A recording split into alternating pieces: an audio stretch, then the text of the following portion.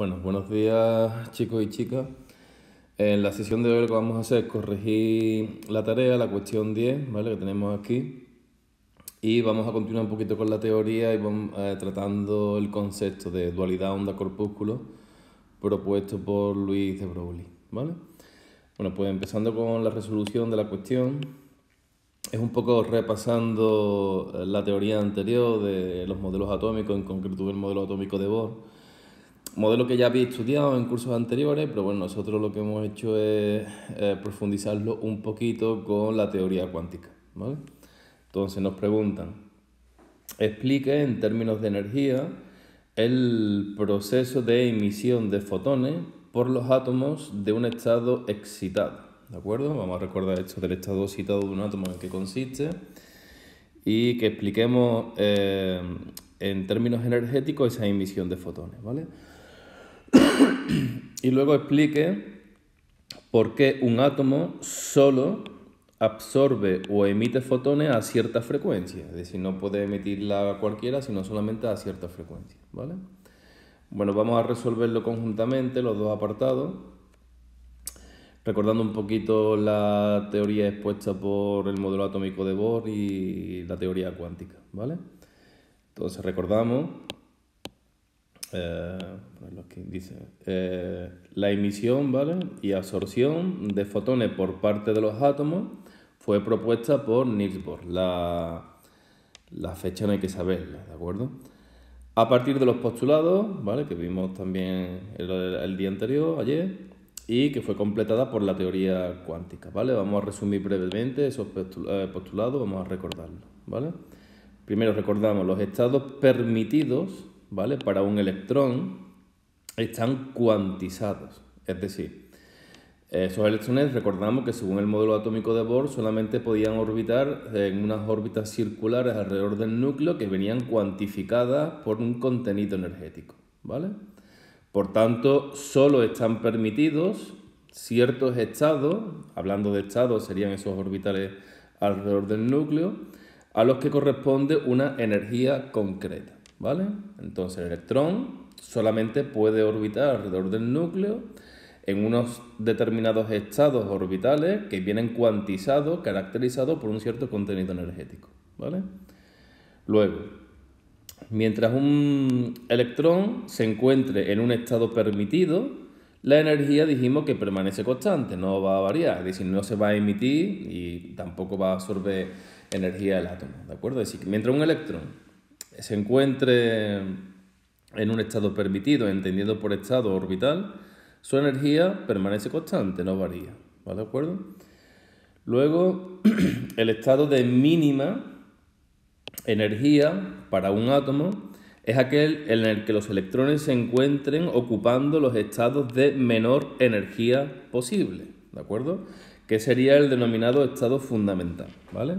O sea, el estado mínimo de energía y por tanto máxima estabilidad para un átomo es aquel en el que los electrones se encuentran situados en unos estados, unos orbitales de menor energía posible, que como sabéis, por eso se le llama estado fundamental del átomo, ¿vale? ¿Qué ocurre cuando uno o más electrones que están ocupando estados de un mayor contenido energético que el estado fundamental, ¿vale? Cuando uno o más electrones ocupan estados de una mayor energía a la correspondiente al estado fundamental, ¿de acuerdo? Dejando, por tanto, recordad que conforme nos alejamos al núcleo, orbitales más alejados al núcleo, tienen un mayor contenido energético, ¿vale? Dejando vacío, por tanto, niveles inferiores, entonces se habla de que el átomo se encuentra en un estado excitado, ¿vale? Recordadlo, ¿vale?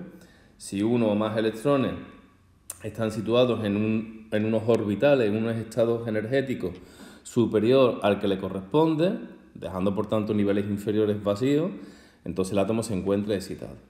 Bien, bueno, esto recordando un poquito los postulados de Bohr complementando con la teoría cuántica, ¿vale?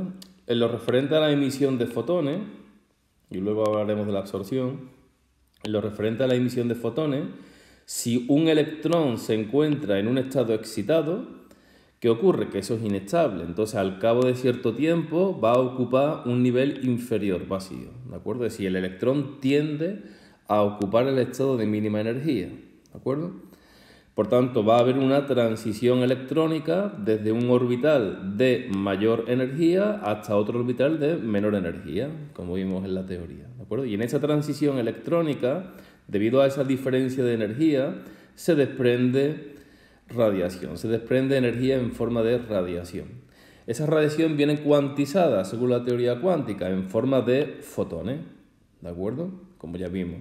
Entonces se va a emitir un fotón cuya energía, la energía de ese fotón, se corresponde con la diferencia de energía entre esos niveles donde se produce la transición electrónica, ¿entendéis? Es decir, en el estado excitado el electrón se encuentra en un nivel superior al cual le corresponde según un estado fundamental. Por eso se encuentra en un estado excitado. ¿Qué ocurre? El electrón pasa a un nivel inferior de energía. Luego, en esa transición electrónica hay una emisión de energía en forma de fotón, cuyo contenido energético equivale a la diferencia energética entre esos dos niveles de energía. ¿Vale? Por tanto, concluimos que solo se emitirán fotones con energías muy concretas, ¿de acuerdo? Y cuando hablamos de energía concreta significa que vienen cuantizadas en función de la frecuencia, ¿de acuerdo? Entonces se emiten fotones, energías muy concretas, dependiendo de esa transición electrónica que tenga lugar, y por tanto le corresponden frecuencias muy concretas, ¿de acuerdo? Bien. Bueno, pues he explicado también un poco el por qué, ¿vale? En esa emisión de fotones se emiten a cierta frecuencia, ¿vale? Y luego lo correspondiente a la absorción, un poco el proceso inverso, ¿de acuerdo? A la emisión. Cuando un electrón interacciona con un fotón, o un fotón interacciona con un electrón, ese fotón le transmite energía al electrón, ¿de acuerdo? Pero hay que tener cuidado con esa transmisión de energía, es decir, solo, ¿vale? Solo si la energía del fotón se corresponde con la diferencia de energía entre dos niveles del átomo, es decir, si el contenido energético del fotón equivale a la diferencia de energía que habría entre dos estados, dos niveles, dos orbitales, como queráis denominarlo, del átomo, entonces el electrón hará una transición electrónica, saltará a un nivel superior de energía, ¿de acuerdo? Pero si el contenido energético del fotón no se corresponde, ¿de acuerdo?, con la diferencia de energía entre dos orbitales del átomo, entonces no va a haber una transición electrónica. ¿Entendéis? Porque la energía está cuantizada.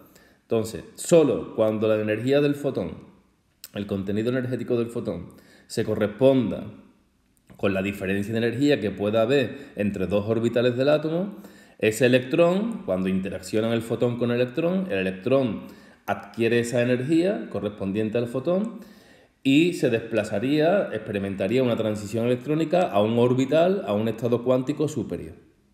¿Vale?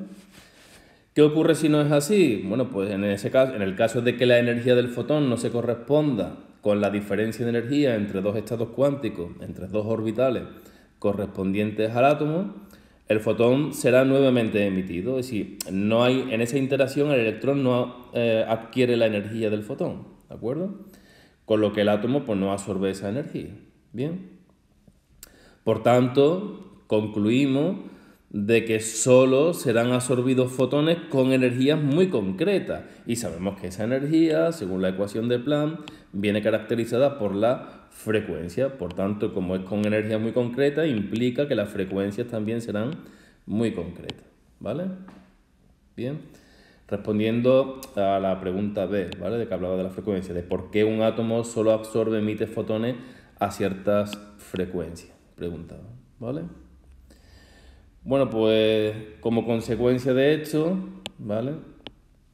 Esto explica la discontinuidad que tenemos los espectros atómicos tanto de absorción como de emisión y el hecho de que cada elemento químico tenga un espectro característico, como vimos ayer en la teoría que dijimos pues como una huella dactilar, ¿no? Un DNI correspondiente al átomo libre. Bien. Bueno, una cuestión teórica, pero a tener en cuenta, por favor, revisadla bien y si hay alguna duda me preguntáis, ¿de acuerdo? Bueno, pues corto el vídeo aquí y continuamos en el siguiente.